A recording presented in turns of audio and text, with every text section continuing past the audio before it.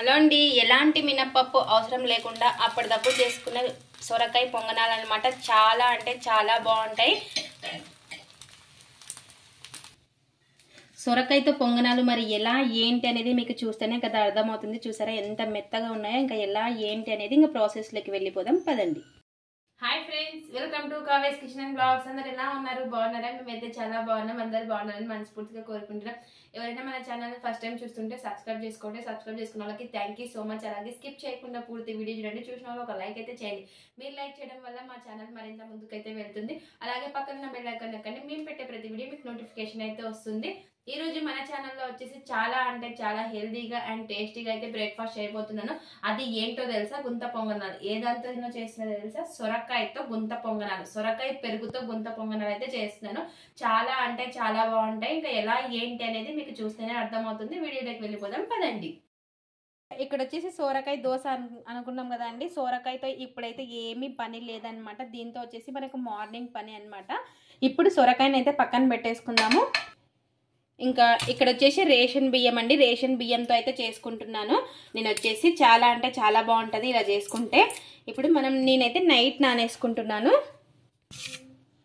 ఇప్పుడు 2 కప్పులు రేషన్ బియ్యం అయితే తీసుకుంటున్నాను. మీరు ఎంత అనేది మీకు తెలుస్తుంది కదా, దాన్ని బట్టి మీరు బియ్యం అయితే తీసుకోండి.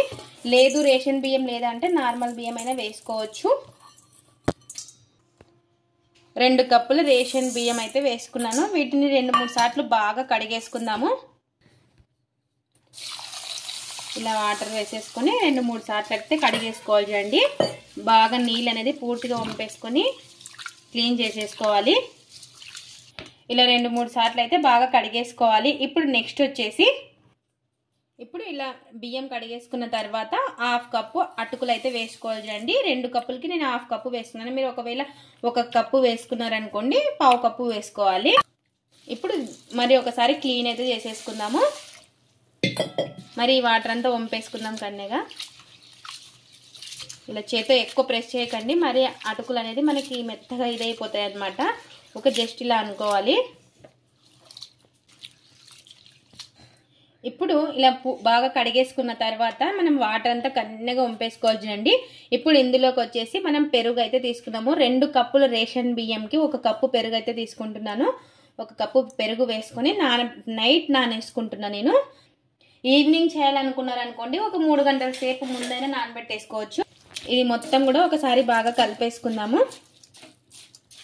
ఇంకోటండి కొన్ని మెంతులు. ఇప్పుడు వచ్చేసి మార్నింగ్ అండి. మార్నింగ్ మనకి నానిపోయి ఉంటాయి చూడండి బియ్యం అయితే. చూసారు కదా మనకి కరెక్ట్గా సరిపోయాయి. నీళ్ళు మజ్జిగ వాటర్ వచ్చేసి ఈ విధంగా ఉండాలన్నమాట. మరి ఎక్కువ వేసుకున్నాం అనుకోండి మిక్సీ పట్టుకునేటప్పుడు మనకి వాటర్ అనేది ఎక్కువైపోతాయి. ఇప్పుడు మనం సొరకాయని అయితే కట్ చేసుకుందాం. ఇప్పుడు సొరకాయని అయితే కట్ చేసుకుందాము. ఇంకోటి అండి, మీరు తురిమి కానీ వేసుకోవచ్చు. నేనైతే ఇంక అందులోకే మిక్సీ పట్టేస్తున్నాను అనమాట. ఇలా వేస్తే పిల్లలకి కనిపించదని చెప్పేసి నేను ఇలా వేస్తున్నాను.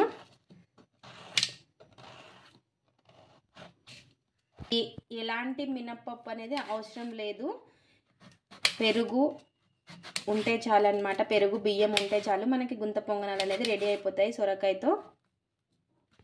ఇలా అన్నీ కూడా కట్ చేసుకొని మీకు కావాలంటే తురుముకోవచ్చు అని చెప్పాను కదా, అలా అయినా వేసుకోవచ్చు. ఇప్పుడు 1 కప్పు సొరకాయ అయితే ముక్కలను అయితే తీసుకున్నాను చూడండి. ఈ కప్పుతో బియ్యం తీసుకున్నాం కదా, ఇదే కప్పుతో 1 కప్పు వేసుకుంటున్నాను. ఇంకా ఎక్కువైనా వేసుకోవచ్చు. మీరు కొంచెం వేసుకున్నారనుకోండి ఒకేసారి అన్ని మిక్సీలోకి వేసేసుకోవచ్చు. ఇంకా నాకు ఒకేసారి కాదు కాబట్టి నేను అన్ని దీంట్లోకి వేసి కలుపుకుంటున్నాను. ఇప్పుడు మనం మిక్సీ పట్టేసుకుందాం దీన్ని. ఇంకా ఇప్పుడు మిక్సీ జార్లోకి అయితే వేసుకుందాం. ఇంకా మెత్తగా పట్టేసుకోవాలి చూడండి. నేనైతే మినప్పప్పు అయితే అస్సలు వేయలేదు. చాలా అంటే చాలా బాగా వస్తాయి మినప్పప్పు లేకపోయినా. నీళ్ళు అనేది వేసుకోకండి. ఇలాగే మిక్సీ పట్టేసుకుందాం. ఇప్పుడు మనకి సొరకాయలోనే ఆల్రెడీ వాటర్ శాతం ఎక్కువ ఉంటుంది కాబట్టి వేసుకోకూడదు.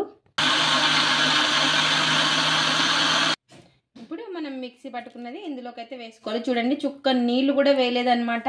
మనకు కరెక్ట్గా సరిపోయింది. ఇప్పుడు మిగతాది కూడా సేమ్ ఇంకా ఇందాక ఎలా పట్టుకున్నామో అలాగే చుక్క నీళ్ళు మటుకు అసలు వేయకండి. ఇంకా మరి మన దోశ బ్యాటర్ అయినట్టు అవుతుంది అనమాట నీళ్ళు ఎక్కువ వేసినాం అనుకో. ఇంకా ఎంతైతే ఉందో అంతా కూడా ఇలా ఇప్పుడు మొత్తం కూడా పట్టేసుకుని చూడండి. ఈ విధంగా వేసేసుకోవాలి అంతా కూడాను.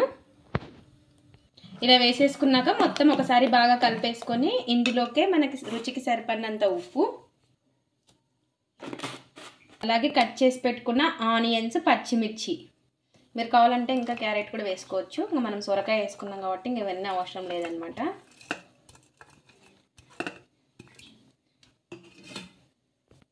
కొంచెం పసుపు, 1/2 టీ స్పూన్ వంట సోడా. మీకు వంట సోడా వద్దు అనుకుంటే ఒక 2-3 గంటలు పక్కన పెట్టేసుకొని వేసుకోవచ్చు.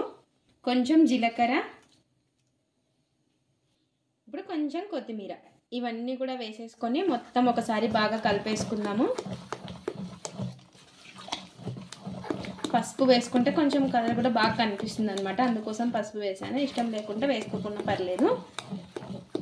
ఇలా అన్నీ కూడా వేసేసుకొని కలుపుకొని నేనైతే కొద్దిసేపు పక్కన పెట్టేస్తాను. వెంటనే కూడా వేసుకోవచ్చు, నేను చట్నీ చేసిన తర్వాత అయితే వేస్తాను పొంగనాలు. ఇప్పుడు చట్నీ చేసేసుకుందాం. ఇంకా ఇక్కడ వచ్చేసి చట్నీకి అయితే పెట్టేసుకుందామండి. ఇప్పుడు ఇంకా ఇక్కడ వచ్చేసి పల్లీలు అయితే వేయించుకుందామండి. సిమ్లో పెట్టుకొని వేయించుకుంటున్నాను. ఇలా కలర్ చేంజ్ అయ్యే వరకు వేయించుకోవాలి పల్లీలను వచ్చేసి.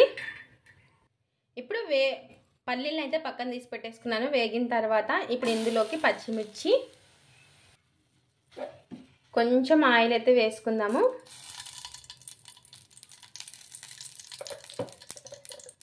ఇలా పచ్చిమిర్చి వేసుకున్న తర్వాత కొంచెము పుదీనా కూడా వేసేసుకుందాము. ఇది కూడా ఒకసారి బాగా కలిపేసుకొని మగ్గించుకోవాలి. పచ్చిమిర్చి చేసి మీ కారాన్ని బట్టి మీరు వేసుకోండి. కొంచెం చింతపండు కూడా వేసుకొని ఒకసారి బాగా కలిపేసుకొని కొద్దిసేపు మగ్గించుకున్న తర్వాత గ్యాస్ అయితే ఆఫ్ చేసేసుకుందాం. ఇంకా గ్యాస్ అయితే ఆఫ్ చేసేసుకొని చల్లారనిద్దాం వీటిని. ఇప్పుడు ఒక మిక్సీ జార్ తీసేసుకొని అందులోకి పచ్చి కొబ్బరి ముక్కలను అయితే కట్ చేసుకున్నవి వేసుకోవాలి.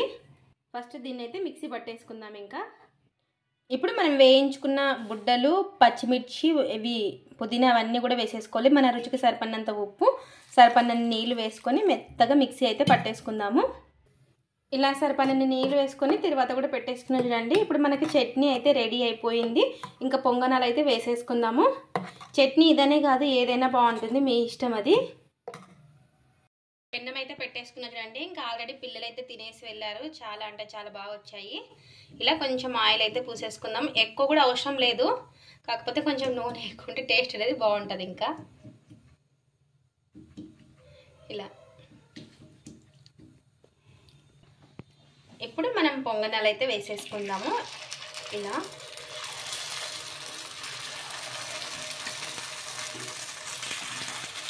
ఎప్పుడైనా ట్రై చేస్తారా? ట్రై చేయకపోతే ఒకసారి ట్రై చేయండి. చాలా అంటే చాలా బాగుంటాయి. అందరు ఇష్టంగా తింటారనమాట, పిల్లలు, పెద్దలు. ఇలా అన్నీ కూడా ఇలా వేసేసుకొని ఇప్పుడు పొంగనాలు వచ్చేసి మనం హైలో పెట్టుకొని కాల్చుకోకూడదు, సిమ్లో పెట్టుకొని కాల్చుకోవాలన్నమాట. ఇప్పుడు మూత పెట్టేసుకుందాం 1 నిమిషం పాటు. చూసారు కదా, ఇలా కాలిన తర్వాత మనం పసుపు వేసుకుంటే ఇట్లా కొంచెం బాగా కలర్ఫుల్గా కనపడతాయి అన్నమాట. చాలా అంటే చాలా ఈజీగా వస్తాయి, ఎక్కువ కష్టపడాల్సిన పని అయితే లేదు. చూసారా ఎంత ఈజీగా వస్తున్నాయో. పెరుగు, సొరకాయతో పొంగనాలు అయితే మనకి రెడీ అయిపోతున్నాయి. మినప్పప్పు అస్సలు వేయలేదన్నమాట, ఎంత బాగా వస్తున్నాయో చూడండి. మనం నైట్ నానేసుకుంటే చాలు, ఇంకా మార్నింగ్ 10 నిమిషాల్లో మనకి టిఫిన్ అనేది రెడీ అయిపోతుంది. ఇప్పుడు ఇంకో సైడ్ కూడా నేను సిమ్లో పెట్టుకొని కాల్చుకోవాలి. ఇటు సైడ్ కూడా ఇప్పుడు ఇటు సైడ్ కూడా కాలింటాయి చూడండి. చూసారా, 2 వైపులా ఇలా కాల్చుకొని తీసేసుకోవడమే. సొరకాయతో పొంగనాలు అయితే మనకి రెడీ అయిపోయాయి. ఇంకా అన్నీ కూడా తీసేసుకుందాం ప్లేట్లోకి. ఇంకా అన్నీ కూడా సేమ్ ఇలాగే చేసేసుకోవాలి.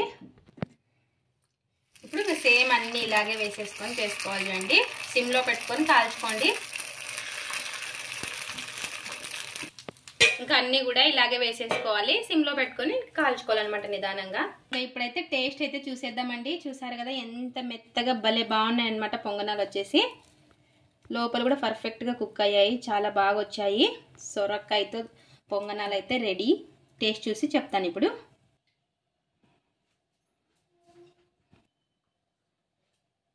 చాలా అంటే చాలా బాగున్నాయండి, ఒకసారి ట్రై చేసి ఎలా వచ్చిందో కామెంట్ అయితే పెట్టండి. సూపర్ ఉన్నాయి, ఖచ్చితంగా ట్రై చేయాల్సిందే. ఇది ఫ్రెండ్స్ ఇవాళ వీడియో. మీకు నచ్చినట్టయితే లైక్ చేయండి, షేర్ చేయండి, కామెంట్ చేయండి, అలాగే సబ్స్క్రైబ్ చేసుకోండి. స్కిప్ చేయకుండా పూర్తి వీడియో చూడండి. చూసినా ఒక లైక్ అయితే చేయండి. అలాగే సొరకాయ పెరుగుతో ఎలా వచ్చాయో ఒకసారి ట్రై చేసి కామెంట్ అయితే పెట్టండి. సూపర్ ఉన్నాయి, ఒకసారి ఖచ్చితంగా ట్రై చేయాల్సిందే. Thanks for watching, bye.